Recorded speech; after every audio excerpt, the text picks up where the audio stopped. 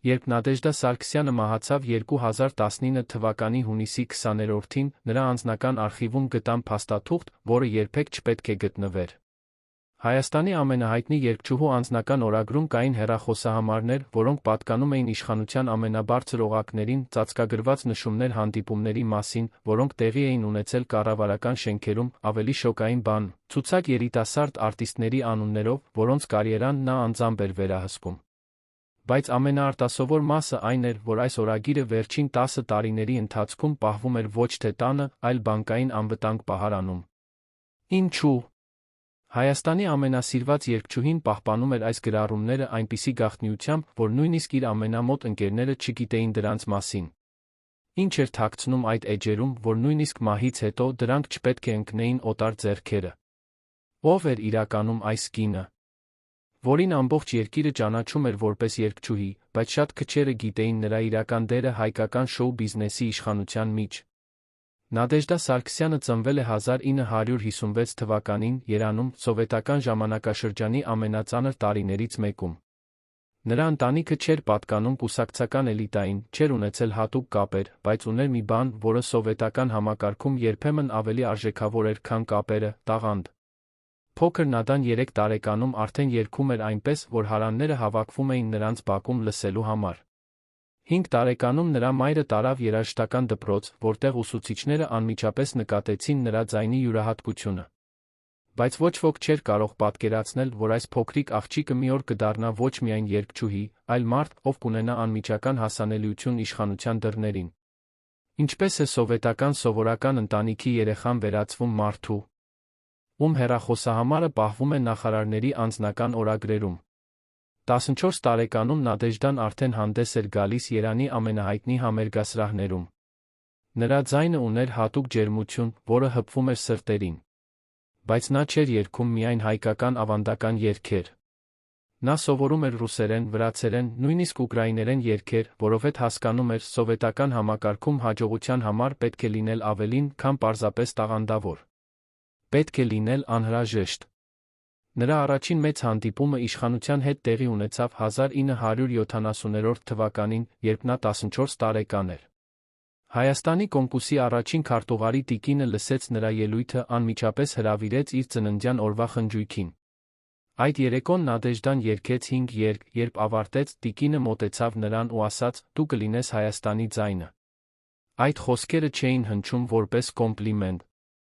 այլ որպես հրաման։ Բայց իրական փոփոխությունը եկավ 1975 թվականին, երբ Նադեժդան 19 տարեկան էր։ Նրան հրավիրեցին Մոսկվա, մասնակցելու համամիութենական երիտասարդական փառատոնին։ Այնտեղ նա ճանաչեց մարդկանց, ովքեր կփոխեին նրա ողջ կյանքը։ Մեկը սովետական մշակույթի նախարարության բարձրաստիճան պաշտոնյա էր, մյուսը գոսկոնցերտի տնօրեն, երրորդը Հ կոմկուսի կենտկոմի անդամ։ Նրանք բոլորը տեսան Նադեժդայի մեջ ոչ միայն տաղանդավոր երգչուհի, այլ մարդ, ով կարող էր դառնալ կամուրջ Մոսկվայի Երանի մեջ։ Երբ նա վերադարձավ Երան, նրա հետ վերադարձավ նա առաջարկ դառնալ պետական համերգային կազմակերպության մաս։ Սա նշանակում էր երաշխավորված կարիերա, բայց նա երաշխավորված վերահսկողություն։ Նադեժդան ընդունեց առաջարկը, բայց ոչ այն պատճառով,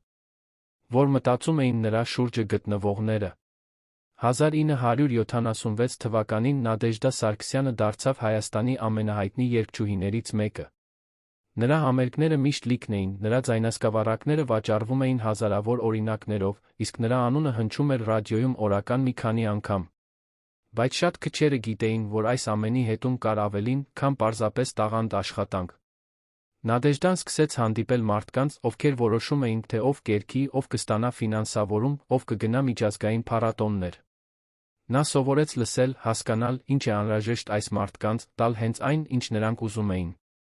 Երբեմն դա էր համերգ նախարարի ընտանիքի համար, երբեմն երիտասարդ արտիստի ներկայացում ճիշտ մարդկանց, երբեմն պարզապես զրույց, որը թույլ էր տալիս իշխանությունների մարդկանց հանգստանալ, զգալ իրենց սովորական մարդիկ։ Նադեժդան դարձավ այն մարդը, ում կարող էին վստահել։ Սովետական համակարգում վստահելիությունը ավելի արժեքավոր էր, քան ոսկին։ Բայց ամենահետաքրքիրը սկսվեց 1981 թվականին, երբ Նադեժդան արդեն 25 տարեկան էր ուներ ամուր դիրքեր հայկական մշակութային ելիտայում։ Հենց այդ տարի նա ստեղծեց իր առաջին անձնական ստուդիան, որը պաշտոնապես կոչվում էր երաժշտական արտադրական կենտրոն, բայց իրականում դա էր առաջին քայլը դեպի ինչ-որ շատ ավելի մեծ։ Այս ստուդիայում Նադեժդան սկսեց աշխատել երիտասարդ արտիստների հետ, ովքեր ուզում էին դառնալ հայտնի։ Նա ընտրում էր նրանց շատ խստորեն, ոչ միայն տաղանդի, այլ բնավորության, հավատարմության, ամենակարևորը հասկանալու հատկության համար, թե ինչպես է աշխատում համակարգը։ Նրա առաջին աշակերտներից մեկը դարձավ երգչուհի, ով հետագայում կդառնար Հայաստանի ամենահայտնի կատարողներից մեկը։ Բայց այդ աշակերտը երբեք չմոռացավ, որ իր կարիերան սկսվել է Նադեժդայի ստուդիայից նրա կապերի շնորհիվ։ Սա էր Նադեժդայի համակարգը, նա ստեղծում էր աստղեր, բայց այդ աստղերը միշտ պարտական էին մնալ նրան։ 1985 թվականին, երբ Սովետական Միությունը սկսեց փոփոխվել Գորբաչովի պերեստրոյկայի ազդեցությամբ, Նադեժդան արդեն ուներ ցանց, որը տարածվում էր ամբողջ Հայաստանով։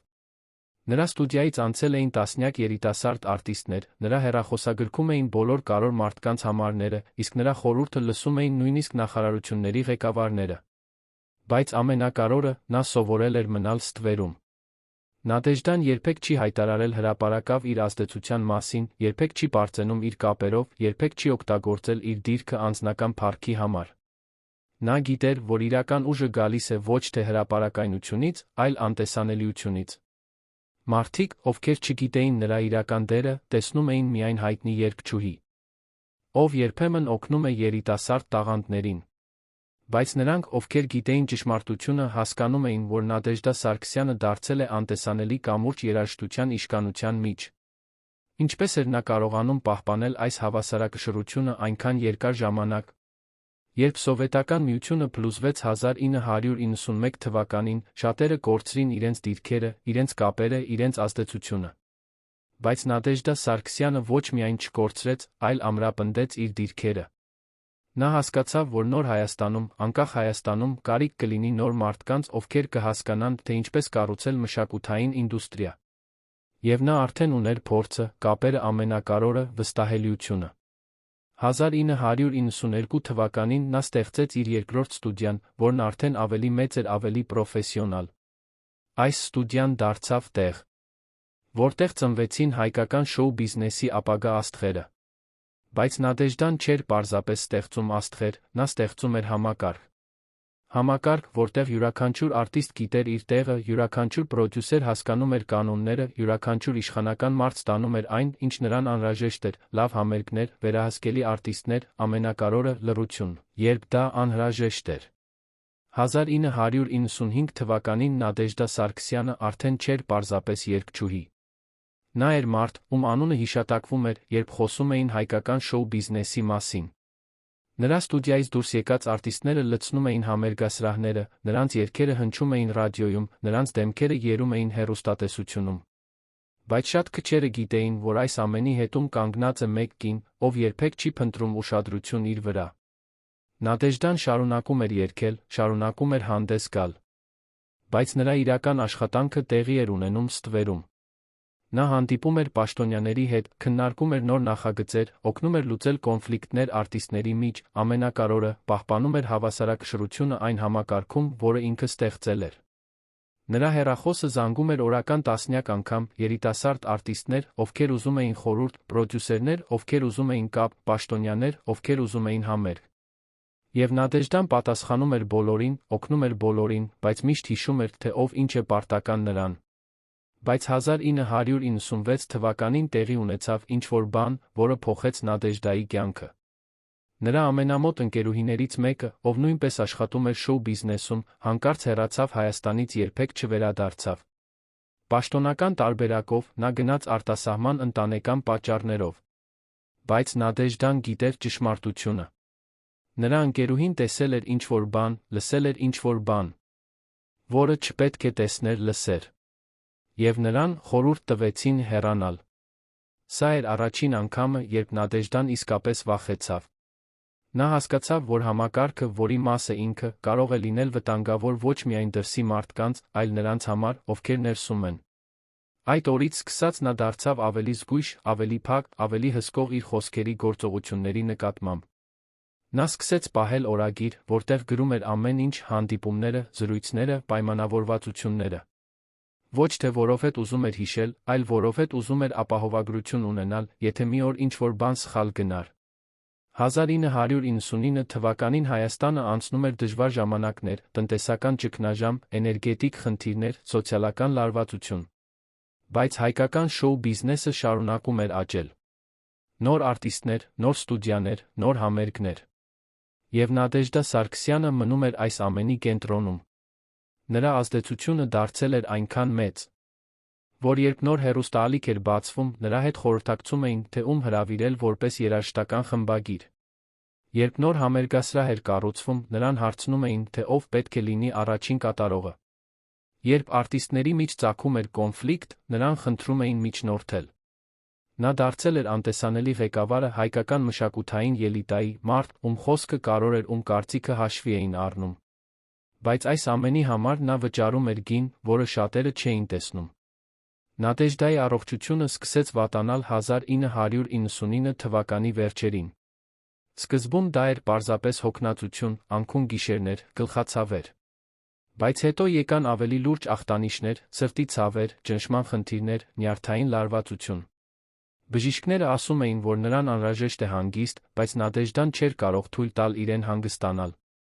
Նա գիտեր, որ եթե նա կանգ առնի, եթե նա հեռանա, ապա ամբողջ այն համակարգը, որը նա ստեղծել էր, կարող է փլուզվել։ Եվ ավելի վատը, նրա բացակայության դեպքում կարող էին սկսվել պատերազմներ նրա ժառանգության համար, կոնֆլիկտներ նրա աշակերտների մեջ, փորձեր գրավել նրա դիրքը։ Նադեժդան չէր ուզում, որ այս ամենը տեղի ունենա։ Նա ուզում էր, որ այն, ինչ նա ստեղծել էր, շարունակի գոյություն ունենալ նույնիսկ իր բացակայության դեպքում։ Այդ պատճառով նա սկսեց պլանավորել իր ժառանգությունը։ Նա ընտրեց մարդկանց, ովքեր կարող էին շարունակել նրա գործը, սովորեցրեց նրանց ամեն ինչ, ինչ գիտեր, փոխանցեց նրանց իր կապերը։ Բայց նա երբեք չբացահայտեց ամեն ինչ մեկ մարդու։ Նա բաժանեց իր գիտելիքները, իր կապերը, իր գաղտնիքները մի քանի մարդկանց մեջ, որպեսզի ոչ ոք չունենա ամբողջական պատկերը։ 2000 թվականին Նադեժդա Սարգսյանը արդեն 44 տարեկան էր, ապրում էր կրկնակի կյանք։ Մի կողմից նա էր հայտնի երգչուհի, ով շարունակում էր հանդես գալ, տալ հարցազրույցներ, մասնակցել հեռուստահաղորդումներին։ Մյուս կողմից նա էր անտեսանելի ուժ, որը շարունակում էր ղեկավարել հայկական շոու բիզնեսի մեծ մասը։ Նրա ստուդիան արդեն ուներ մի քանի մասնաճյուղ, նրա աշակերտները լցնում էին բեմերը ամբողջ Հայաստանում, նույնիսկ արտերկրում, իսկ նրա կապերը տարածվում էին ոչ միայն մշակութային, այլ քաղաքական ոլորտում։ Բայց Նադեժդան սկսեց զգալ, որ ինչ-որ բան փոխվում է։ Նոր սերունդը, որը մտնում էր շոու բիզնես, այլևս չէր հարգում հին կանոնները։ Նրանք ուզում էին ամեն ինչ անմիջապես, չէին ուզում սպասել, չէին ուզում աշխատել համակարգի ներսում։ Եվ ամենակարևորը, նրանք չէին հասկանում, թե ինչու պետք է լինեն պարտական Նադեժդա Սարգսյանին։ Սա էր սկիզբը վերջի, թե Նադեժդան դեռ չգիտեր այդ մասին։ 2003 թվականին տեղի ունեցավ իրադարձություն, որը ցնցեց հայկական շոու բիզնեսը։ Նադեժդայի ամենահաջող աշակերտներից մեկը, երգչուհի, ում կարիերան նա անձամբ էր կառուցել, հանկարծ հայտարարեց, որ հեռանում է Նադեժդայի ստուդիայից, ստեղծում իր սեփական պրոդյուսերական կենտրոնը։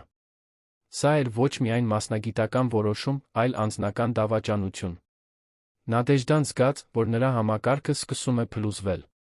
Նա փորձեց խոսել այդ երգչուհու հետ, բացատրել, որ նա սխալ է անում, որ նա դեռ չի պատրաստ անկախ լինելու համար։ Բայց երգչուհին չլսեց։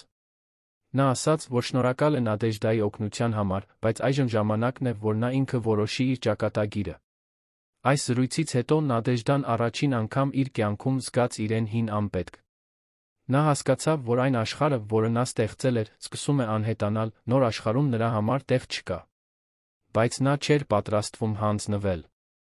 2005 թվականին Նադեժդան կայացրեց որոշում, որը շատերը համարեցին տարօրինակ։ Նա փակեց իր ստուդիան, ազատեց իր աշակերտներին, հայտարարեց, որ այլևս չի զբաղվելու պրոդյուսերական գործունեությամբ։ Նա ասաց, որ ուզում է կենտրոնանալ իր սեփական կարիերայի վրա, իր երաժշտության վրա։ Բայց իրականում պատճառը այլ էր։ Նադեժդան հասկացավ, որ համակարգը, որը նա ստեղծել էր, այլևս չի աշխատում այնպես, ինչպես նախկինում։ Նոր սերունդը չէր ուզում ապրել հին կանոններով, իսկ իշխանությունները սկսել էին փոխվել, նոր մարդիկ, նոր մոտեցումներ, նոր կապեր։ Նադեժդան զգաց, որ եթե շարունակի, ապա կկորցնի ամեն ինչ, ինչ ստեղծել է։ Ավելի լավ էր հեռանալ ժամանակին, պահպանելով իր արժանապատվությունը, իր ժառանգությունը։ Բայց նա չհեռացավ ամբողջովին։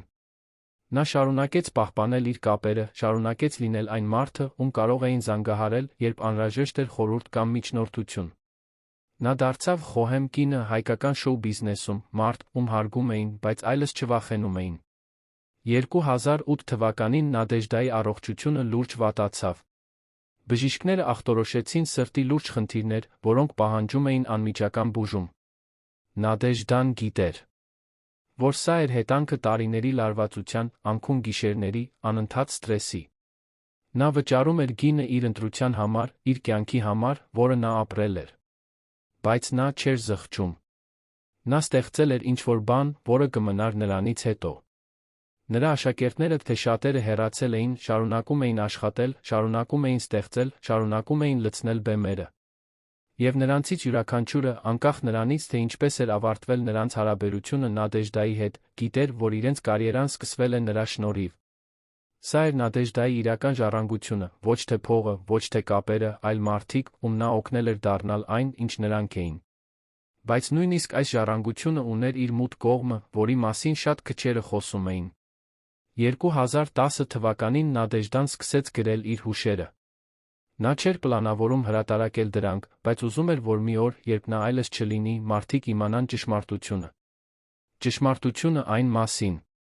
թե ինչպես է իրականում աշխատում հայկական շոու բիզնեսը, ինչպես են կառուցվում կարիերաները, ինչպես են կնքվում պայմանավորվածությունները, ամենակարևորը, ինչ գին են վճարում նրանք, ովքեր ուզում են հասնել գագաթին։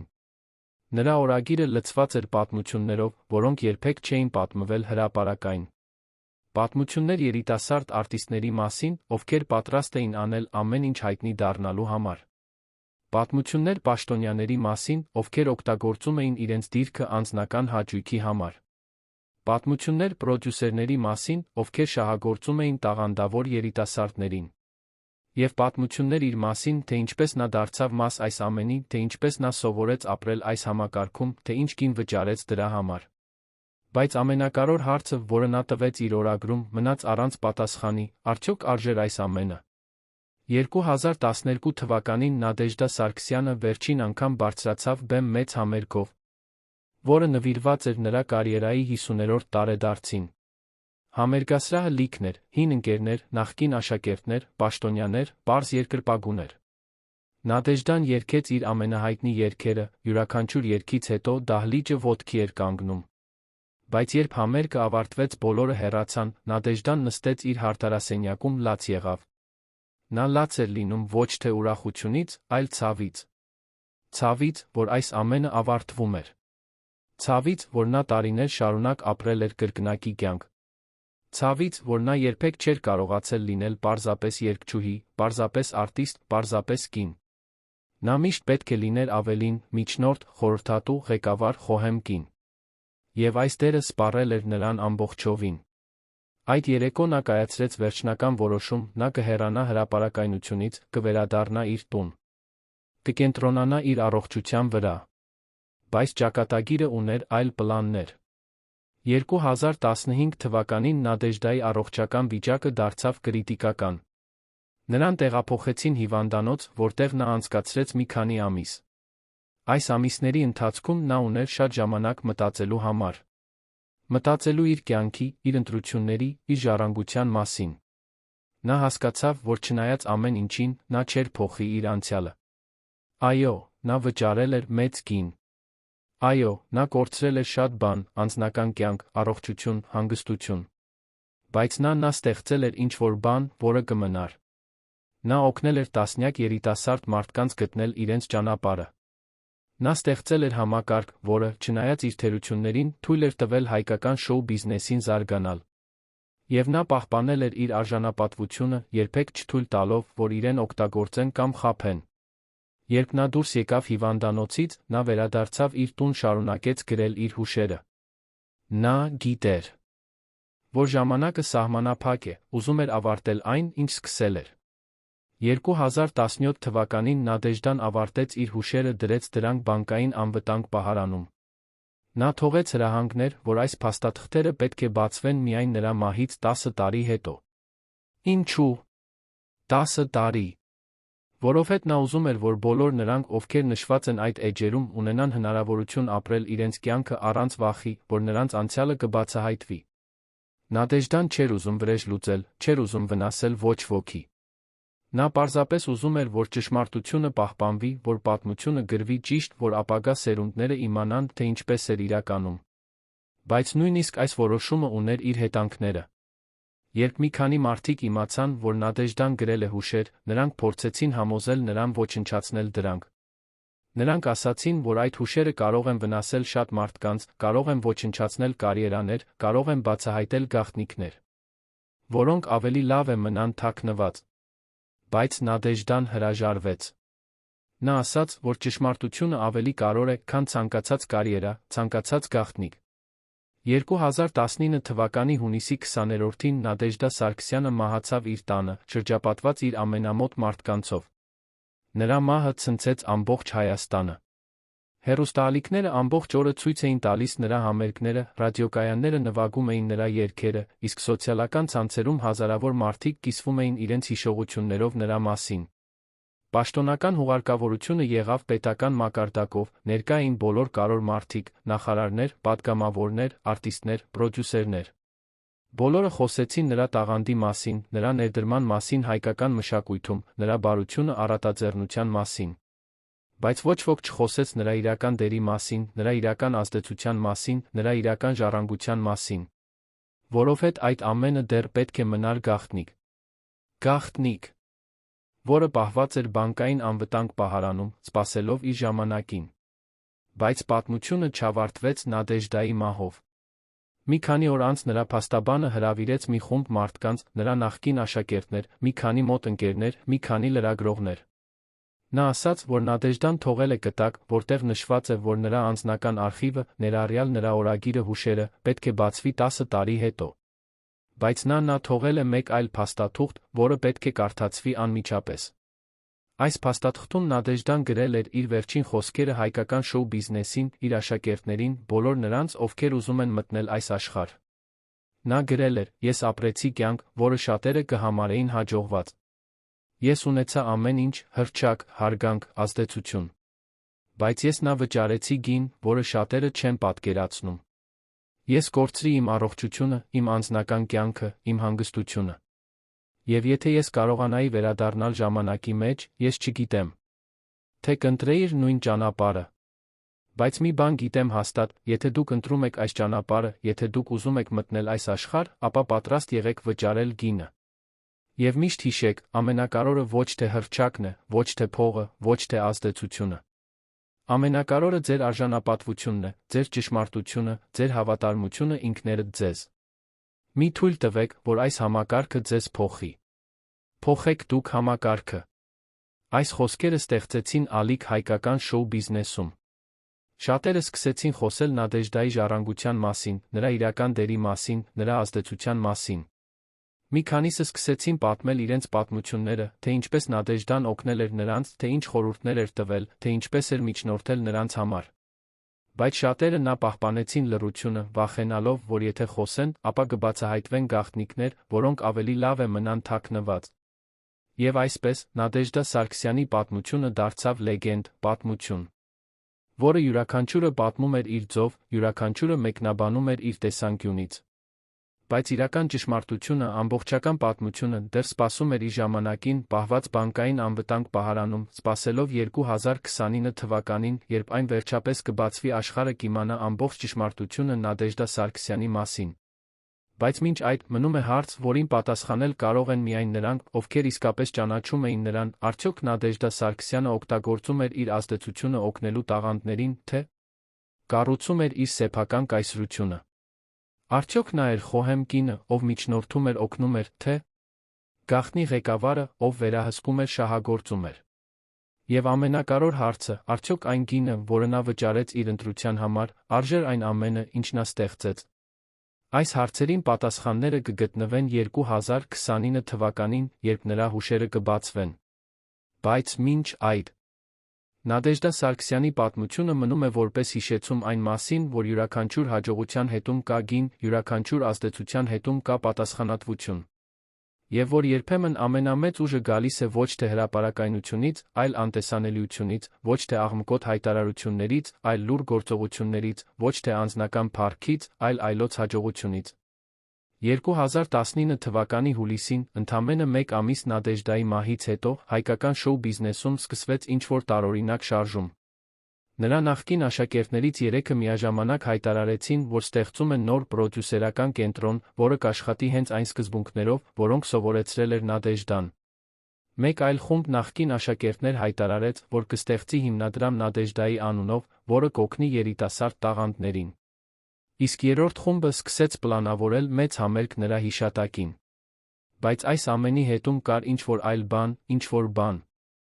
որի մասին ոչ ոք չէր խոսում բարձրաձայն։ Յուրաքանչյուր այս խումբ փորձում էր հավակնել Նադեժդայի ժառանգության վրա, յուրաքանչյուրը ուզում էր դառնալ նրա իրական հաջորդը։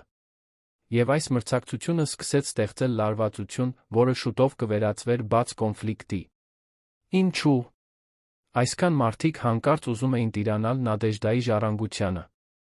Ինչ էր թաքնված այդ ժառանգության մեջ, որ այնքան արժեքավոր էր դարձնում այն։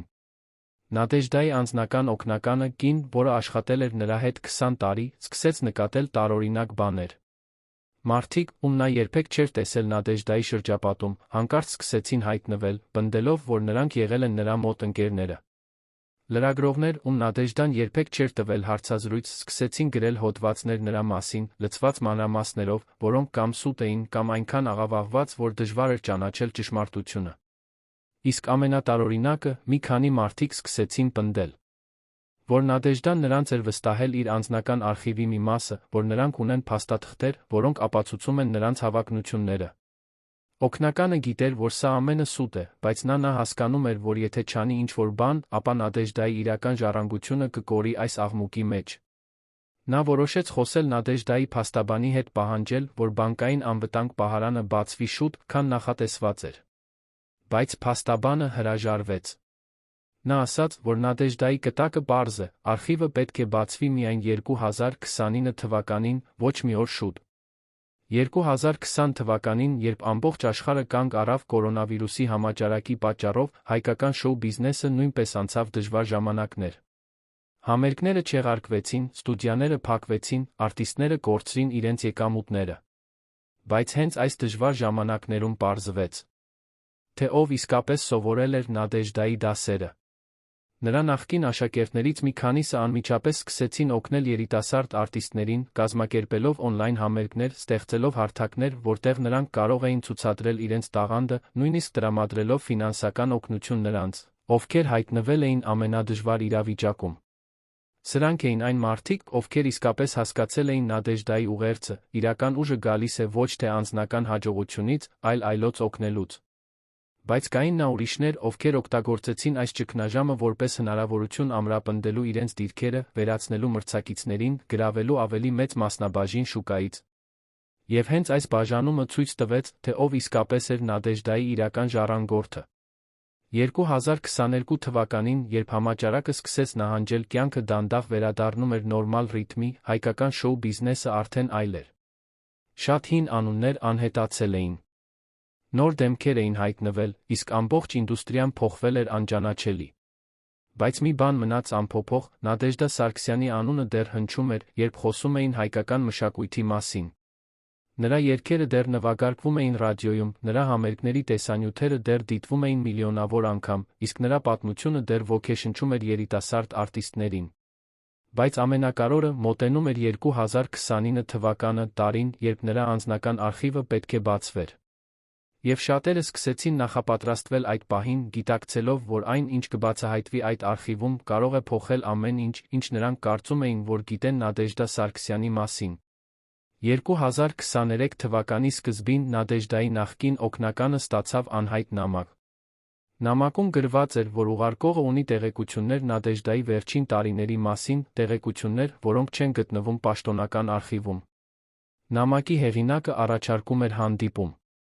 բայց միայն լրիվ գաղտնիության պայմաններում։ Օգնականը երկար մտածեց, արդյոք պետք է գնա այդ հանդիպմանը։ Նա գիտեր, որ Նադեժդան ուներ շատ գաղտնիքներ, շատ բաներ, որոնց մասին նա երբեք չխոսեց նույնիսկ իր ամենամոտ մարդկանց հետ։ Բայց նա գիտեր, որ Նադեժդան ուներ պատճառներ պահպանելու այդ գաղտնիքները։ Վերջապես նա որոշեց գնալ հանդիպմանը, բայց տարավ իր հետ երկու մարդկանց, Նադեժդայի փաստաբանին, նրա նախկին աշակերտներից մեկին, ում նա ամենաշատն էր վստահում։ Հանդիպումը տեղի ունեցավ Երանի հին քաղաքի մի անկյունում, փոքրիկ սրճարանում, որտեղ քիչ մարդիկ էին գալիս։ Անհայտ մարդը, ով ուղարկել էր նամակը, պարզվեց, որ եղել է Նադեժդայի անձնական բժիշկներից մեկը վերջին 5 տարիների ընթացքում։ Բժիշկը պատմեց պատմություն, որը ցնցեց բոլորին, ովքեր լսում էին։ Նա ասաց, որ Նադեժդայի առողջական վիճակը սկսել էր վատանալ շատ ավելի վաղ, քան մարդիկ կարծում էին դեռս 2010 թվականից։ Բայց նա պահանջել էր, որ այդ մասին ոչ ոք չիմանա։ Նա շարունակել էր աշխատել, շարունակել էր հանդիպել մարդկանց, շարունակել էր վերահսկել իր ստեղծած համակարգը, չնայած անտանելի ցավերին, բժիշկների զգուշացումներին։ Ինչու՞։ Որովհետև նա վախենում էր, որ եթե մարդիկ իմանան նրա իրական վիճակի մասին, ապա սկսվի պայքար նրա ժառանգության համար դեռ նրա կենդանության օրոք։ Նա ուզում էր վերահսկել իր ժառանգության փոխանցումը, ուզում էր համոզվել, որ այն կանցնի ճիշտ ձեռքերը։ Բայց ամենաշոկայինը այն էր, որ բժիշկը պատմեց, Նադեժդայի վերջին ամիսներին նրան այցելել էին մարդիկ, ում նա երբեք չէր տեսել նախկինում։ Մարդիկ, ովքեր ներկայացել էին որպես հին ընկերներ, բայց ում Նադեժդան ակնհայտորեն չէր ճանաչում։ Եվ այդ հանդիպումներից հետո Նադեժդան միշտ լինում էր շատ վրդովված, նյարդայնացած, նույնիսկ վախեցած։ Ո՞վ էին այդ մարդիկ, ինչ էին ուզում նրանցից։ Օգնականը անմիջապես հասկացավ, որ պետք է գտնի այդ մարդկանց։ Նա սկսեց հետաքննություն։ Խոսեց Նադեժդայի տան անվտանգության ծառայության աշխատակիցների հետ, ստուգեց այցելուների մատյանները, նույնիսկ դիմեց մասնավոր հետաքննիչի։ Եվ այն, ինչ նա գտավ, էր ավելի շոկային, քան կարող էր պատկերացնել։ Պարզվեց, որ այդ անհայտ այցելուները եղել են մարդիկ, ովքեր կապված էին մի խոշոր ֆինանսական կառույցի հետ, որը վերջին տարիներին ակտիվորեն ներդրումներ էր անում հայկական մշակութային ինդուստրիայում։ Նրանք փորձել էին համոզել Նադեժդային վաճառել իր ստուդիայի անունը, իր արխիվը, նույնիսկ իր անձնական բրենդը։ Նրանք առաջարկել էին հսկայական գումար, բայց Նադեժդան հրաժարվել էր։ Նա ասել էր, որ իր ժառանգությունը չի վաճառվում, որ այն պատկանում է հայկական մշակույթին, ոչ թե մասնավոր ընկերություններին։ Բայց այդ մարդիկ չէին հանձնվել։ Նրանք վերադարձել էին մի քանի անգամ, ավելի ու ավելի ճնշում գործադրելով, նույնիսկ սպառնալիքներ անելով։ Եվ հենց այդ սպառնալիքներն էին, որ ստիպել էին Նադեժդային կայացնել իր վերջնական որոշումը, փակել իր արխիվը բանկային անվտանգ պահարանում, թողնել հրահանգներ, որ այն բացվի միայն 10 տարի հետո, երբ այդ մարդիկ արդեն կմոռանան նրա մասին։ 2024 թվականին օգնականը որոշեց հրապարակել այս տեղեկությունները։ Նա տվեց հարցազրույց մի անկախ լրագրողի, ով հայտնի էր իր հետաքննական նյութերով։ Հարցազրույցը ստեղծեց ցնցում հայկական հասարակությունում։ Մարդիկ սկսեցին հարցեր տալ, ով էին այդ մարդիկ, ովքեր փորձել էին ճնշել Նադեժդա Սարգսյանին։ Ինչու՞։ Ոչ ոք չէր պաշտպանել նրան։ Ինչու՞։ Իշխանությունները լռել էին։ Բայց ամենակարևոր հարցը, որը բոլորը տալիս էին, այն էր, ինչ է պահված այդ բանկային անվտանգ պահարանում, որ այնքան արժեքավոր է դարձնում այն։ Ինչ գաղտնիքներ է պարունակում Նադեժդայի արխիվը, որ մարդիկ պատրաստ էին գնալ այդքան հեռու, տիրանալու դրան։ Եվ ամենակարևորը, արդյոք այդ արխիվը անվտանգ է այնտեղ, թե՞ կան մարդիկ, ովքեր դեռ փորձում են գտնել ճանապարհ դեպի այն։ Ֆինանսական կառույցը, որը նշվել էր հարցազրույցում, անմիջապես հրապարակեց հայտարարություն, ուր ժխտեց բոլոր մեղադրանքները։ Նրանք ասացին, որ երբեք չեն փորձել ճնշել Նադեժդա Սարգսյանին, որ նրանց հետ նրա հանդիպումները եղել են բացառապես բարեկամական բնույթի, որ նրանք խորապես վիրավորված են այս սուտ մեղադրանքներից։ Բայց շատ քչերը հավատացին այս հայտարարությանը։ Մարդիկ սկսեցին հետաքննել այս ընկերության անցյալը, գտան հետաքրքիր փաստեր։ Պարզվեց, որ այս ընկերությունը վերջին 10 տարիների ընթացքում գնել էր տասնյակ մշակութային ակտիվներ, ստուդիաներ, համերգասրահներ, նույնիսկ արտիստների անձնական բրենդներ։ Եվ շատ դեպքերում այդ գործարքները տեղի էին ունեցել այնպիսի պայմաններում, որ սեփականատերերը գործնականում չունեին այլ ընտրություն, քան վաճառել։ Սա էր համակարգ, որը աշխատում էր լռությամբ, անտեսանելի, բայց շատ արդյունավետ։ Եվ Նադեժդա Սարգսյանը եղել էր մեկը, ով համարձակվել էր ասել ոչ։ Եվ հնարավոր է, հենց այդ ոչն էր արժեցել նրան ավելի շատ, քան մարդիկ կարծում էին։ 2025 թվականին, երբ մնացել էր ընդամենը 4 տարի մինչ Նադեժդայի արխիվի բացումը, սկսվեց նոր փուլ պայքարի նրա ժառանգության համար։ Նրա նախկին աշակերտները, ովքեր մինչ այդ աշխատում էին առանձին, որոշեցին միավորվել ստեղծել միասնական կազմակերպություն՝ Նադեժդա Սարգսյանի ժառանգության պահպանման հիմնադրամ։ Այս հիմնադրամի նպատակը էր ոչ միայն պահպանել Նադեժդայի հիշատակը, այլ շարունակել նրա գործը, օգնել երիտասարդ տաղանդներին, ստեղծել հարթակներ նրանց զարգացման համար, ամենակարևորը՝ պաշտպանել հայկական մշակութային ժառանգությունը այն ուժերից, որոնք փորձում էին վերածել այն պարզապես ապրանքի։ Հիմնադրամի ստեղծումը ստացավ լայն աջակցություն հասարակությունից։ Հազարավոր մարդիկ նվիրաբերեցին գումար, տասնյակ արտիստներ հայտարարեցին, որ կաջակցեն հիմնադրամի նախագծերին։ Իսկ մի քանի խոշոր բիզնեսմեններ առաջարկեցին ֆինանսական օգնություն։ Բայց ամենակարևորը, հիմնադրամը հայտարարեց, որ 2029 թվականին, երբ Նադեժդայի արխիվը կբացվի, նրանք կազմակերպեն մեծ միջոցառում, որտեղ կներկայացվեն արխիվի ամենակարևոր մասերը։ Սա էր խոստում, որը ստեղծեց ակնկալիք ամբողջ հայկական հասարակությունում։ Բայց ոչ բոլորը էին ուրախ այս զարգացումներից։ Այն ֆինանսական կառույցը, որը փորձել էր գնել Նադեժդայի ժառանգությունը, սկսեց նոր գործողություններ։ Նրանք ներկայացրին իրավական պահանջ, պնդելով, որ Նադեժդայի որոշ ստեղծագործություններ իրականում պատկանում են նրանց, քանի որ նրանք ֆինանսավորել էին դրանց ստեղծումը։ Նրանք ներկայացրին պայմանագրեր, որոնք ենթադրաբար ստորագրվել էին Նադեժդայի կողմից, թե ոչ ոք չէր կարող հաստատել այդ ստորագրությունների իսկությունը։ Սա էր սկիզբը իրավական պատերազմի, որը տեց ամբողջ 2 տարի։ Հիմնադրամի փաստաբանները պայքարեցին յուրաքանչյուր գործով։ Բացահայտեցին կեղծ փաստաթղթեր, ապացուցեցին, որ Նադեժդան երբեք չէր ստորագրել այդ պայմանագրերը։ Բայց յուրաքանչյուր հաղթանակից հետո հայտնվում էր նոր մեղադրանք, նոր պահանջ, նոր փորձ խանգարելու հիմնադրամի աշխատանքին։ Պարզ էր, որ նպատակը ոչ թե հաղթելն էր դատարանում, այլ հյուծելը, սպառելը, ստիպելը հանձնվելու։ 2027 թվականին, երբ մնացել էր ընդամենը 2 տարի մինչ արխիվի բացումը, տեղի ունեցավ իրադարձություն, որը փոխեց ամեն ինչ։ Նադեժդայի փաստաբանը, մարդ, ով պահպանում էր նրա արխիվի բանալիները, գիտեր բոլոր մանրամասները, հանկարծ մահացավ։ Պաշտոնական տարբերակով, սրտի կաթված։ Բայց շատերը չհավատացին այս տարբերակին։ Փաստաբանը 65 տարեկան էր, լավ առողջության մեջ, երբեք չէր ունեցել սրտի խնդիրներ։ Եվ ամենակարևորը, նրա մահը եկավ հենց այն պահին, երբ նա պատրաստվում էր բացահայտել նոր տեղեկություններ այն ֆինանսական կառույցի մասին, որը պայքարում էր Նադեժդայի ժառանգության համար։ Նրա մահից հետո նրա գրասենյակը ճեղքվեց, թե ոչինչ չգողացվեց, պարզ էր, որ ինչ-որ մեկը փնտրել է ինչ-որ բան։ Հիմնադրամի անդամները վախեցան։ Նրանք հասկացան, որ խաղում են ավելի վտանգավոր խաղ, քան կարծում էին։ Բայց նրանք հասկացան, որ չեն կարող հանձնվել։ Նադեժդան վստահել էր նրանց իր ժառանգությունը, նրանք պարտավոր էին պաշտպանել այն, անկախ գնից։ Նոր փաստաբան գտնելը դժվար էր։ Շատերը վախենում էին ընդունել այս գործը, իմանալով, թե ինչ է պատահել նախորդին։ Բայց վերջապես գտնվեց մեկը, երիտասարդ կին փաստաբան, ով հայտնի էր իր համարձակությամբ, իր պայքարով արդարության համար։ Նա ընդունեց գործը, բայց միայն մեկ պայմանով՝ ամեն ինչ պետք է լինի թափանցիկ, ամեն փաստաթուղթ պետք է պատճենվի, պահվի տարբեր վայրերում, ամեն քայլ պետք է լինի հրապարակային։ Սա էր միակ ճանապարհը պաշտպանվելու համար։ Եվ այս ռազմավարությունը աշխատեց։ Երբ ամեն ինչ դարձավ հրապարակային։ Երբ յուրաքանչյուր փաստաթուղթ, յուրաքանչյուր հանդիպում, յուրաքանչյուր որոշում սկսեց լուսաբանվել մամուլում, ճնշումները նվազեցին։ Այն ուժերը, որոնք գործում էին ստվերում, չէին կարող շարունակել, երբ ամեն ինչ տեղի էր ունենում լույսի ներքո։ 2028 թվականին, երբ մնացել էր ընդամենը 1 տարի մինչ արխիվի բացումը, հայկական հասարակությունը սկսեց պատրաստվել այս իրադարձությանը։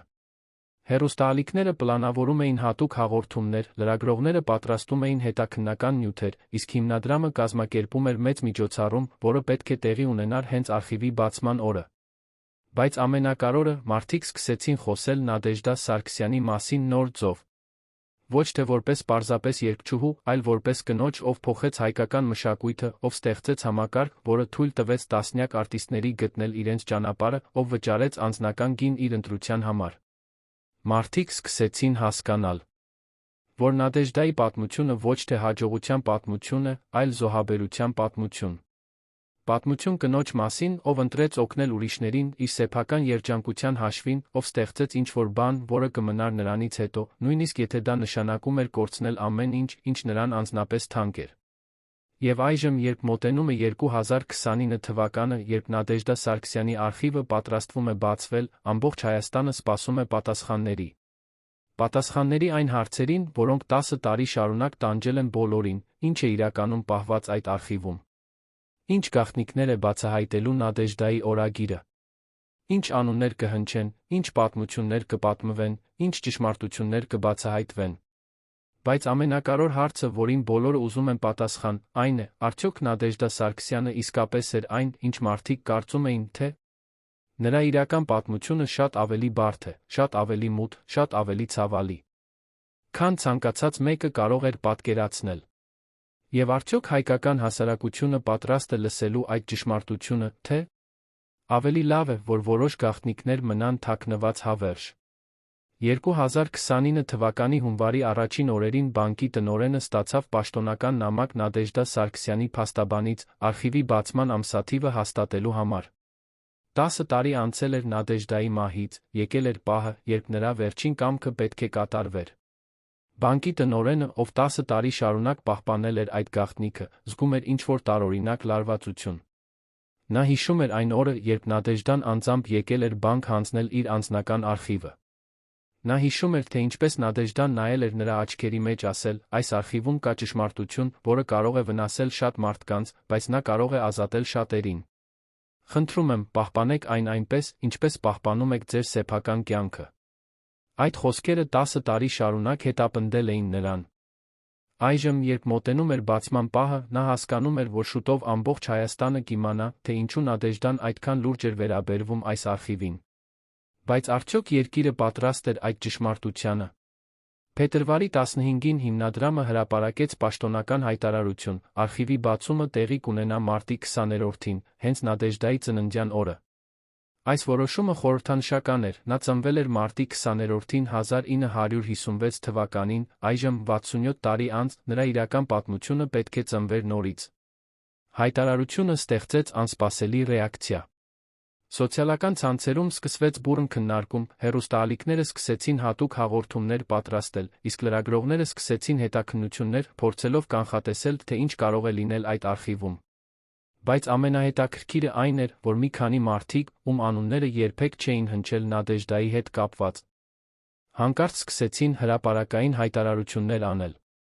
Նրանք պնդում էին, որ Նադեժդան նրանց էր վստահել որոշակի տեղեկություններ, որ նրանք գիտեն ճշմարտությունը, որ արխիվի բացումը կարող է վնասել շատ անմեղ մարդկանց։ Ո՞վ էին այս մարդիկ, ինչու հանկարծ հայտնվեցին հենց այս պահին։ Մարտի առաջին օրերին հիմնադրամի գրասենյակը սկսեց ստանալ անհայտ նամակներ։ Մի քանիսը պարունակում էին սպառնալիքներ, եթե արխիվը բացվի, ապա որոշակի մարդիկ կտուժեն։ Ուրիշները պարունակում էին խնդրանքներ չբացահայտել որոշակի տեղեկություններ, որոնք կարող են վնասել ընտանիքներին։ Երրորդները առաջարկում էին գումար, հետաձգելու բացումը կամ թաքցնելու որոշակի փաստաթղթեր։ Բայց հիմնադրամի ղեկավարությունը մնաց անսասան։ Նրանք հրապարակեցին բոլոր այդ նամակները, ցույց տալով հասարակությանը, թե ինչ ճնշումների տակ են գտնվում։ Այս թափանցիկությունը ստեղծեց հասարակական աջակցության նոր ալիք։ Հազարավոր մարդիկ սկսեցին գրել աջակցության նամակներ։ Հայտարարելով, որ նրանք կանգնած են հիմնադրամի կողքին, պահանջում են, որ Նադեժդայի վերջին կամքը կատարվի առանց որևէ միջամտության։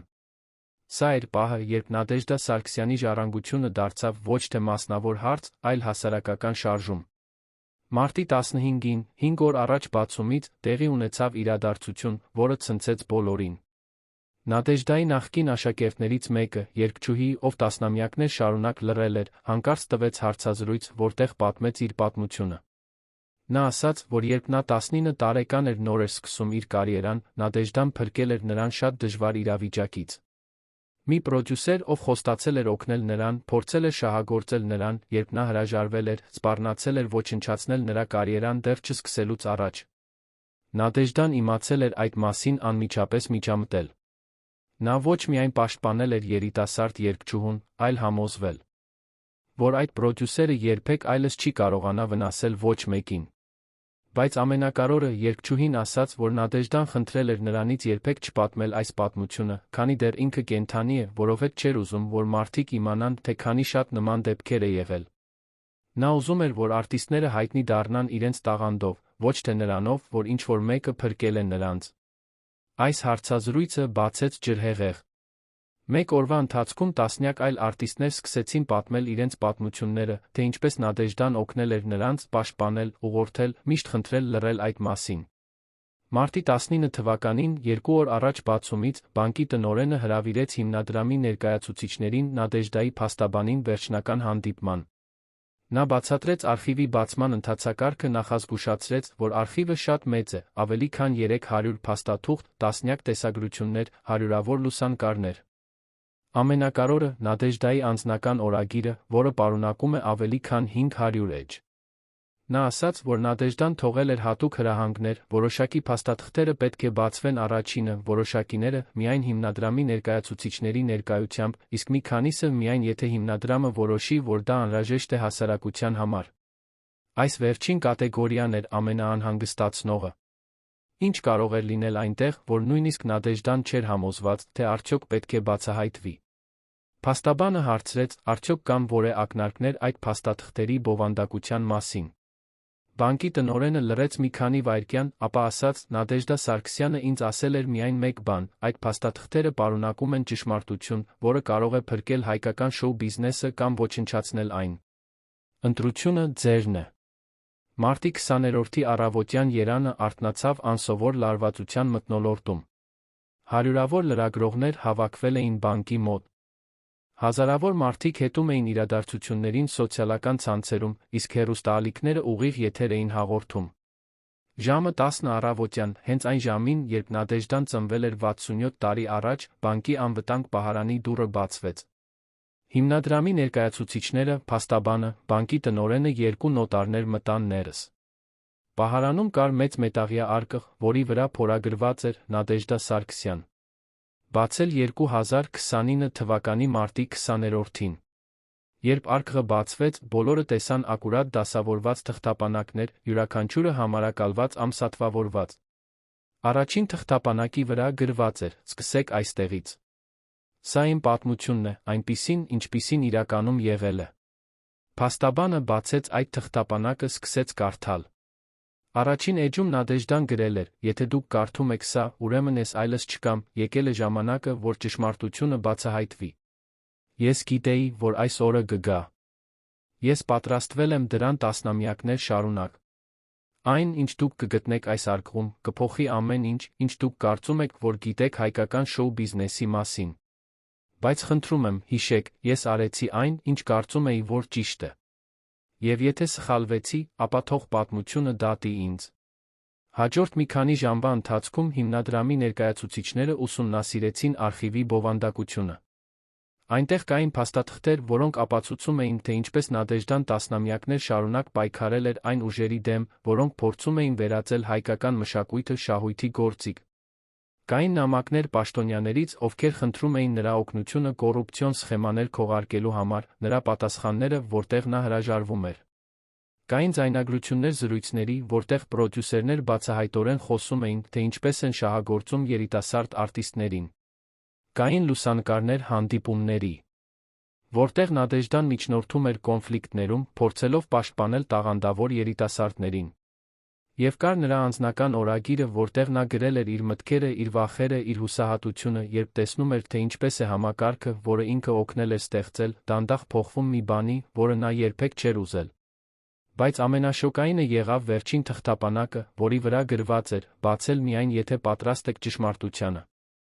Երեկոյան ժամը 6-ին հիմնադրամը հրավիրեց մամուլի ասուլիս։ Համերգասրահը լիքն էր լրագրողներով, հասարակական գործիչներով, արտիստներով, պարզապես մարդկանցով, ովքեր ուզում էին իմանալ ճշմարտությունը։ Հիմնադրամի նախագահը, Նադեժդայի նախկին աշակերտներից մեկը, բարձրացավ բեմ, սկսեց խոսել։ Նա ասաց. «Այսօր մենք բացեցինք Նադեժդա Սարգսյանի անձնական արխիվը, այն, ինչ գտանք, գերազանցեց մեր բոլոր ակնկալիքները։ Նադեժդան ոչ միայն երգչուհի էր, ոչ միայն պրոդյուսեր, ոչ միայն խորհրդատու։ Նա էր մարդ։ ով տասնամյակներ շարունակ պայքարել է պահպանելու հայկական մշակույթի ազնվությունը այն ժամանակաշրջանում, երբ շատերը փորձում էին վերածել այն պարզապես բիզնեսի։ Նա փրկել է տասնյակ երիտասարդ արտիստների կարիերաները, պաշտպանել է նրանց շահագործումից, միջնորդել է կոնֆլիկտներում, ամենակարևորը՝ երբեք չի փնտրել փառք կամ ճանաչում դրա համար։ Բայց նա վճարել է անձնական գին, որը մենք միայն այժմ ենք սկսում հասկանալ։ Նա դադար արեց, ապա շարունակեց արխիվում կամ փաստաթղթեր, որոնք բացահայտում են անունները այն մարդկանց, ովքեր տասնամյակներ շարունակ շահագործել են հայկական շոու բիզնեսը։ Կան ապացույցներ կոռուպցիայի, շահագործման, նույնիսկ սպառնալիքների մասին։ Եվ Նադեժդան թողել է մեզ որոշում, արդյոք բացահայտել այս ամենը, թե թաքցնել այն հավերժ։ Դահլիճում տիրեց լռություն։ Բոլորը սպասում էին հաջորդ խոսքերին։ Նախագահը շարունակեց. մենք, որպես հիմնադրամ, որոշել ենք հետել Նադեժդայի վերջին կամքին։ Մենք կհրապարակենք ամեն ինչ, բայց կանենք դա պատասխանատվությամբ։ Մենք կպաշտպանենք անմեղ մարդկանց, ովքեր կարող են տուժել այս բացահայտումներից, բայց մենք չենք պաշտպանի նրանց, ովքեր գիտակցաբար վնասել են ուրիշներին։ Մենք կստեղծենք հատուկ կայք, որտեղ կհրապարակվեն բոլոր փաստաթղթերը, բոլոր ձայնագրությունները, բոլոր ապացույցները։ Եվ մենք կթողնենք, որ հայկական հասարակությունը ինքը որոշի, թե ինչ անել այս տեղեկությունների հետ։ Այս հայտարարությունը ստեղծեց ցնցում։ Մի քանի վայրկյան լռությունից հետո դահլիճը պայթեց ծափահարություններով։ Մարդիկ ոտքի կանգնեցին, ոմանք լաց էին լինում, ուրիշները գրկախառնվում էին։ Սա էր պահը, երբ Նադեժդա Սարգսյանի իրական ժառանգությունը վերջապես բացահայտվեց։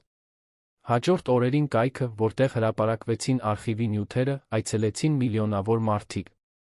Յուրաքանչյուր փաստաթուղթ, յուրաքանչյուր ձայնագրություն, յուրաքանչյուր էջ Նադեժդայի օրագրից ստեղծեց նոր քննարկումներ, նոր բացահայտումներ, նոր հարցեր։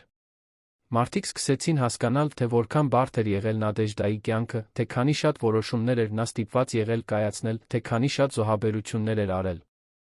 Բայց նրանք սկսեցին հասկանալ, թե ինչու նա արել էր այս ամենը։ Նրա օրագրի վերջին էջում գրված մահից ընդամենը մի քանի ամիս առաջ Նադեժդան գրել էր. «Ես գիտեմ, որ շատերը կդատեն ինձ այն ընտրությունների համար, որոնք արեցի։ Շատերը կասեն, որ ես պետք է ավելի շատ բան բացահայտեի, ավելի շատ մարդկանց պաշտպանեի, ավելի համարձակ լինեի։ Բայց ես արեցի այն, ինչ կարող էի, այն պայմաններում, որոնցում էի։ Եվ եթե իմ պատմությունը կարող է օգնել գոնե մեկ երիտասարդ արտիստի խուսափել այն ամենից, ինչ տեսա ես, ապա իմ կյանքը չի եղել զուր»։ Արխիվի բացումից մեկ ամիս հետո հայկական շոու բիզնեսում սկսվեցին լուրջ փոփոխություններ։ Մի քանի պրոդյուսերներ, ում անունները հնչեցին արխիվում, հրաժարական տվեցին։ Մի քանի ընկերություններ, որոնք մեղադրվեցին շահագործման մեջ, փակվեցին։ Իսկ ամենակարևորը, սկսվեց հասարակական շարժում արտիստների իրավունքների պաշտպանության համար։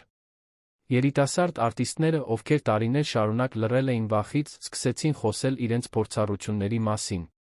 Ստեղծվեցին նոր կազմակերպություններ, որոնք նպատակ ունեին պաշտպանել արտիստներին շահագործումից։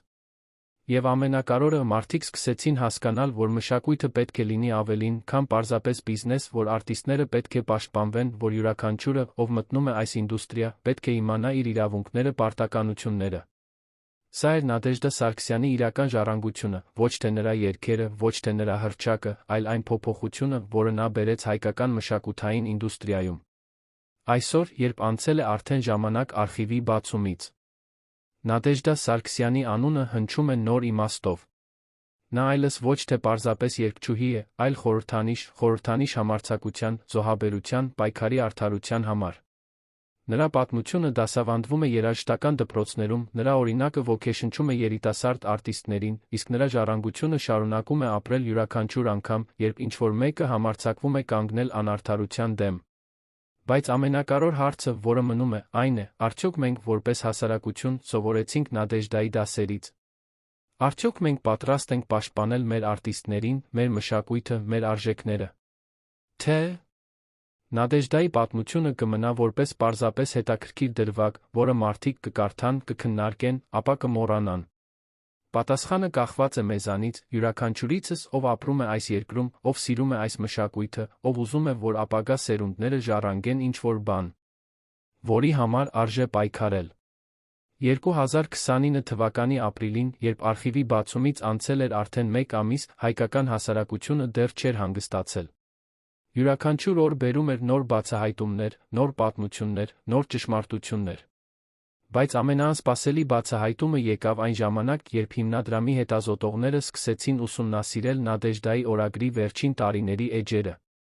Այնտեղ նրանք գտան գրառումներ, որոնք խոսում էին մի գաղտնի նախագծի մասին, որը Նադեժդան պլանավորել էր իր կյանքի վերջին 5 տարիների ընթացքում։ Այս նախագիծը կոչվում էր ապագա սերնդի պաշտպանություն, նրա նպատակը էր ստեղծել համակարգ, որը կպաշտպաներ երիտասարդ արտիստներին նույնիսկ այն ժամանակ, երբ Նադեժդան այլս չի լինի։ Բայց ամենահետաքրքիրը այն էր, որ այս նախագիծը չէր մնացել միայն թղթի վրա։ Նադեժդան իրականում սկսել էր իրականացնել այն, արխիվում կային ապացույցներ, որ նա ստեղծել էր ցանց մարդկանցից, ովքեր պատրաստ էին շարունակել նրա գործը։ Ո՞վ էին այս մարդիկ, ինչու նրանք լռել էին այսքան երկար ժամանակ։ Հիմնադրամի հետազոտողները սկսեցին հետաքննություն շուտով գտան առաջին կապը։ Պարզվեց, որ Նադեժդան վերջին 5 տարիների ընթացքում գաղտնի հանդիպումներ էր ունեցել 15 մարդկանց հետ, փաստաբաններ, հոգեբաններ, սոցիալական աշխատողներ, նույնիսկ մի քանի նախկին ոստիկաններ։ Յուրաքանչյուրին նա տվել էր հատուկ առաջադրանք, վերահսկել որոշակի ոլորտներ հայկական շոու բիզնեսում, հավաքել տեղեկություններ շահագործման դեպքերի մասին, ամենակարևորը՝ լինել պատրաստ միջամտելու, երբ անհրաժեշտ է։ Այս ցանցը աշխատել էր լռությամբ, անտեսանելի, բայց արդյունավետ։ Եվ այժմ, երբ Նադեժդայի արխիվը բացվել էր, այս մարդիկ որոշեցին, որ եկել է ժամանակը դուրս գալ ստվերից։ Նրանք կազմակերպեցին հանդիպում, հիմնադրամի հետ պատմեցին իրենց պատմությունները։ Յուրաքանչյուրը նկարագրեց, թե ինչպես Նադեժդան գտել էր նրանց։ Ինչպես համոզել էր միանալ այս գաղտնի նախագծին, ինչպես նրանք տարիներ շարունակ աշխատել էին պաշտպանելու երիտասարդ արտիստներին։ Մեկը պատմեց, թե ինչպես նա օգնել էր երիտասարդ երգչուհու խուսափել շահագործող պրոդյուսերից։ Մյուսը նկարագրեց, թե ինչպես միջամտել էր, երբ մի արտիստ սպառնալիքներ էր ստանում։ Երրորդը բացատրեց, թե ինչպես նա հավաքել էր ապացույցներ կոռուպցիայի դեպքերի մասին։ Եվ բոլորը ասացին նույն բանը՝ Նադեժդան խնդրել էր նրանցից երբեք չբացահայտել իրենց դերը, քանի դեռ նա կենդանի է, որովհետև չէր ուզում, որ այս ցանցը դառնա թիրախ նրանց համար, ում նրանք դեմ էին պայքարում։ Մայիսին հիմնադրամը որոշեց պաշտոնապես ճանաչել այս անտեսանելի պաշտպանիչների գործունեությունը, ստեղծել նոր կառույց, որը կշարունակի նրանց աշխատանքը։ Այս կառույցը կոչվեց Նադեժդա Սարգսյանի ժառանգության պաշտպանության կենտրոն, նրա առաքելությունը էր ապահովել, որ ոչ մի երիտասարդ արտիստ այլս չտուժի այնպես, ինչպես տուժել էին նախորդ սերունդները։ Կենտրոնը սկսեց առաջարկել անվճար իրավական խորհրդատվություն, հոգեբանական աջակցություն, նույնիսկ ֆինանսական օգնություն նրանց, ովքեր հայտնվել էին դժվար իրավիճակում։ Բայց ամենակարևորը, կենտրոնը ստեղծեց հատուկ թեժ գիծ, որտեղ արտիստները կարող էին անանուն զանգահարել, զեկուցել շահագործման, սպառնալիքների կամ ցանկացած այլ խնդրի մասին։ Այս թեժ գիծը շուտով դարձավ կենսական կարողության գործիք։ Առաջին 3 ամսվա ընթացքում ստացվեց ավելի քան 200 զանգ, յուրաքանչյուր դեպք ուսումնասիրվեց մանրակրկիտ։ Մի քանի դեպքերում կենտրոնը կարողացավ կանխել լուրջ խնդիրներ, մի քանի այլ դեպքերում օգնել արտիստներին գտնել արդար լուծումներ իրենց կոնֆլիկտներին։ Եվ ամենակարևորը, արտիստները սկսեցին զգալ, որ նրանք այլս միայնակ չեն, որ կա ինչ-որ մեկը, ով պատրաստ է պաշտպանել նրանց։ Հունիսին, հենց Նադեժդայի մահվան տարեդարձին, հիմնադրամը կազմակերպեց հատուկ միջոցառում նրա հիշատակին։ Բայց սա չէր սովորական հուշագիծ։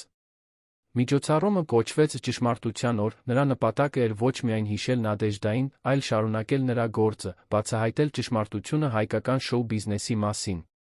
Միջոցառման ընթացքում տասնյակ արտիստներ բարձրացան բեմ, պատմեցին իրենց պատմությունները։ Ոմանք խոսեցին, թե ինչպես Նադեժդան փրկել էր նրանց կարիերան։ Ուրիշները նկարագրեցին, թե ինչպես նրանք տուժել էին շահագործումից, բայց վերջապես գտել էին համարձակություն խոսելու։ Երրորդները կիսվեցին իրենց հույսերով ապագայի համար, ապագայի, որտեղ հայկական շոու բիզնեսը կլինի ավելի արդար, ավելի թափանցիկ, ավելի մարդկային։ Բայց ամենազգայուն պահը եկավ, երբ բեմ բարձրացավ երիտասարդ երգչուհի, ով ընդամենը 20 տարեկան էր։ Նա պատմեց, թե ինչպես 1 տարի առաջ, երբ նա նոր էր սկսում իր կարիերան, մի պրոդյուսեր փորձել էր շահագործել նրան։ Բայց նա լսել էր Նադեժդա Սարգսյանի պատմության մասին, դա տվել էր նրան ուժ հրաժարվելու։ Նա ասաց. Նադեժդա Սարգսյանը փրկեց ինձ, չնայած որ նա երբեք չճանաչեց ինձ։ Նրա պատմությունը ցույց տվեց ինձ, որ ես կարող եմ ասել ոչ, որ ես կարող եմ պաշտպանել ինձ, որ ես կարող եմ լինել ավելին, քան պարզապես ապրանք։ Այս խոսքերը ստեղծեցին ալիք ապլոդիսմենտների, շատերը լաց էին լինում։ Հուլիսին արխիվի հետազոտողները հայտնաբերեցին վերջին թղթապանակը, որը Նադեժդան թողել էր հատուկ հրահանգներով, բացել միայն 6 ամիս անց արխիվի բացումից։ Այս թղթապանակի վրա գրված էր. «Իմ վերջին նամակը հայկական ժողովրդին»։ Երբ փաստաբանը բացեց այն, ներսում գտավ ձեռագիր նամակ, որը Նադեժդան գրել էր իր կյանքի վերջին շաբաթներին։ Նամակը երկար էր, 10 էջ, յուրաքանչյուր բառ լցված էր զգացմունքներով։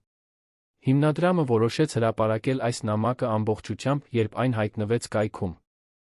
Միլիոնավոր մարդիկ կարդացին այն։ Նամակում Նադեժդան գրել էր. «Սիրելի հայրենակիցներ, եթե դուք կարդում եք սա, ուրեմն իմ ճանապարհը ավարտվել է, բայց ձերը շարունակվում է։ Ես ապրեցի կյանք, որը լի էր ընտրություններով, որոնցից շատերը դժվար էին, ցավոտ էին, երբեմն նույնիսկ սխալ էին։ Բայց ես միշտ փորձեցի անել այն, ինչ կարծում էի, որ ճիշտ է, պաշտպանել նրանց, ովքեր չէին կարող պաշտպանել իրենց, տալ ձայն նրանց, ում ձայնը չէր լսվում, ստեղծել ինչ-որ բան, որը կմնար իմ անցումից հետո։ Բայց ես նա սխալվեցի շատ անգամ։ Ես լռեցի, երբ պետք էր խոսել։ Ես համակերպվեցի, երբ պետք էր պայքարել։ Ես ընտրեցի անվտանգությունը, երբ պետք էր ընտրել համարձակությունը։ Եվ այս սխալները հետապնդեցին ինձ մինչ վերջ։ Նամակը շարունակվում էր, բայց ես ուզում եմ, որ դուք իմանաք մի բան, յուրաքանչյուր մեկդ ունեք ուժ փոխելու համակարգը։ Յուրաքանչյուր մեկդ կարող եք լինել այն փոփոխությունը, որը ես փորձեցի լինել, բայց ավելի լավ, ավելի համարձակ, ավելի արդյունավետ։ Մի սպասեք, որ ինչ-որ մեկը կգա կկարգավորի ամեն ինչ։ Դուք եք այդ մարդիկը։ Յուրաքանչյուր անգամ, երբ դուք տեսնում եք անարդարություն, խոսում եք դրա դեմ, դուք փոխում եք համակարգը։ Յուրաքանչյուր անգամ, երբ դուք պաշտպանում եք ինչ-որ մեկին, ով չի կարող պաշտպանել իրեն, դուք ստեղծում եք նոր աշխարհ։ Յուրաքանչյուր անգամ, երբ դուք ընտրում եք ճշմարտությունը սուտի փոխարեն, դուք պահպանում եք մեր մշակույթի հոգին։ Նամակի վերջում Նադեժդան գրել էր. «Ես չգիտեմ, թե ինչպես կգնահատեն ինձ պատմությունը։ Հնարավոր է որպես հերոսի, հնարավոր է որպես սխալվողի, հնարավոր է որպես մարդու, ով փորձեց անել լավը, բայց չհասավ։ Բայց ես հույս ունեմ, որ դուք կհիշեք ինձ որպես մարդու, ով սիրեց հայկական մշակույթը բավականաչափ, որպեսզի պայքարի դրա համար, նույնիսկ երբ այդ պայքարը արժեցրեց ինձ ամեն ինչ։ Եվ ես հույս ունեմ, որ իմ պատմությունը կոգեշնչի ձեզ անել նույնը, սիրել, պայքարել, պաշտպանել, երբեք չհանձնվել։ Անկախ գնից»։ Օգոստոսին հիմնադրամը հայտարարեց նոր նախաձեռնության մասին՝ Նադեժդա Սարգսյանի կրթական ծրագիր։ Այս ծրագրի նպատակը էր սովորեցնել երիտասարդ արտիստներին, թե ինչպես պաշտպանել իրենց իրավունքները, ինչպես ճանաչել շահագործումը, ինչպես կառուցել առողջ կարիերա, ամենակարևորը, ինչպես պահպանել իրենց արժանապատվությունը այն ինդուստրիայում, որը հաճախ փորձում է խլել այն։ Ծրագիրը ներառում էր անվճար դասընթացներ, սեմինարներ, վարպետության դասեր, նույնիսկ անհատական խորհրդատվություն։ Առաջին 3 ամսվա ընթացքում ծրագրին մասնակցեց ավելի քան 500 երիտասարդ արտիստ, յուրաքանչյուրը ստացավ գիտելիքներ, որոնք կարող էին փրկել նրանց կարիերան։ Բայց ամենակարևորը, նրանք սովորեցին Նադեժդայի ամենակարևոր դասը՝ իրական հաջողությունը չի գալիս անձնական փառքից, այլ այն ներդրումից, որը դուք անում եք ուրիշների կյանքում։ Յուրաքանչյուր արտիստ, ով անցավ այս ծրագրով, պարտավորվեց, որ երբ նա հասնի հաջողության, նա կօգնի հաջորդ սերնդին, ճիշտ այնպես, ինչպես Նադեժդան օգնել էր նրան։ Սա էր շղթա, որը Նադեժդան ստեղծել էր, այժմ այդ շղթան շարունակվում էր։ Սեպտեմբերին տեղի ունեցավ իրադարձություն, որը ցույց տվեց, թե որքան խորը էր Նադեժդայի ազդեցությունը։ Հայաստանի կառավարությունը հայտարարեց, որ ստեղծում է նոր օրենք արտիստների իրավունքների պաշտպանության մասին։ Այս օրենքը, որը մշակվել էր հիմնադրամի իրավաբանների խմբի կողմից, նպատակ ուներ ապահովել, որ բոլոր արտիստները ունենան հստակ պայմանագրեր, արդար վարձատրություն, պաշտպանություն շահագործումից։ Օրենքը նա ստեղծում էր հատուկ հանձնաժողով, որը կվերահսկի դրա կատարումը, կկարգավորի կոնֆլիկտները արտիստների պրոդյուսերների միջ։ Երբ օրենքը ներկայացվեց խորհրդարանում, բոլոր կուսակցությունները միաձայն աջակցեցին դրան։ Եվ երբ օրենքը ստորագրվեց, հիմնադրամի ներկայացուցիչները հայտարարեցին, որ այս օրենքը նվիրվում է Նադեժդա Սարգսյանի հիշատակին, կնոջ, ով տասնամյակներ շարունակ պայքարել էր հենց այն փոփոխությունների համար, որոնք այժմ դառնում էին օրենք։ Սա էր պահը, երբ Նադեժդայի երազանքը վերջապես դարձավ իրականություն։ Հոկտեմբերին արխիվի հետազոտողները հայտնաբերեցին վերջին գաղտնիքը։ Նադեժդայի օրագրի ամենավերջին էջերում, գրված նրա մահից ընդամենը մի քանի օր առաջ, նա նկարագրել էր իր վերջին երազանքը։ Նա գրել էր. «Երեք երազ տեսա, որ ես կանգնած եմ բեմի վրա, բայց ես չեմ երգում։ Ես նայում եմ դահլիճին, տեսնում եմ հարյուրավոր երիտասարդ դեմքեր, արտիստներ, ում ես երբեք չեմ ճանաչել, բայց ում ես ինչ-որ կերպ օգնել եմ։ Եվ նրանք բոլորը երգում են միասին, նրանց ձայները ստեղծում են ինչ-որ այնպիսի գեղեցիկ, որ ես երբեք չեմ լսել։ Եվ ես հասկանում եմ, որ սա է իմ իրական ժառանգությունը, ոչ թե իմ երգերը, այլ նրանց երգերը, ոչ թե իմ ձայնը, այլ նրանց ձայները, ոչ թե իմ պատմությունը, այլ նրանց պատմությունները»։ Երբ այս էջերը հրապարակվեցին, հիմնադրամը որոշեց կազմակերպել հատուկ համերգ «Նադեժդայի երազանքը»։ Համերգում հանդես եկան բոլոր այն արտիստները, ում Նադեժդան օգնել էր իր կյանքի ընթացքում։ Յուրաքանչյուրը երգեց մեկ երգ, վերջում բոլորը միասին կատարեցին Նադեժդայի ամենասիրված երգը։ Դահլիճը լիքն էր, երբ վերջին նոտան հնչեց, ոչ ոք չշարժվեց։ Բոլորը նստած էին լռությամբ, շատերը լաց էին լինում, բայց դրանք էին երջանկության արդյունքներ։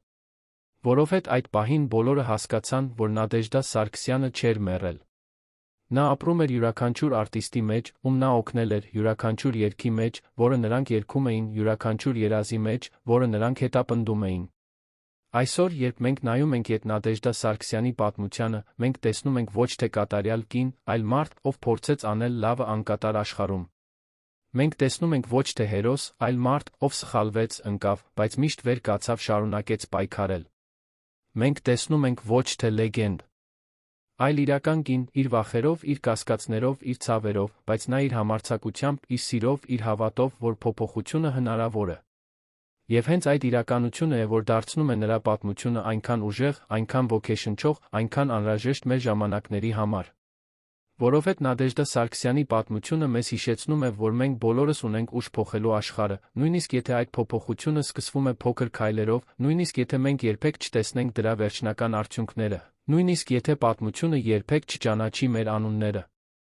Որովհետև իրական փոփոխությունը չի գալիս փառքից, այլ զոհաբերությունից, ոչ թե ճանաչումից, այլ գործողությունից, ոչ թե անձնական հաջողությունից, այլ այն ազդեցությունից, որը մենք թողնում ենք ուրիշների կյանքում։ Եվ եթե Նադեժդա Սարգսյանի պատմությունը սովորեցնում է մեզ մի բան, ապա դա այն է, որ յուրաքանչյուր մեկս կարող է լինել այն փոփոխությունը, որը աշխարհը կարիք ունի։ Եթե միայն ունենանք համարձակություն փորձելու։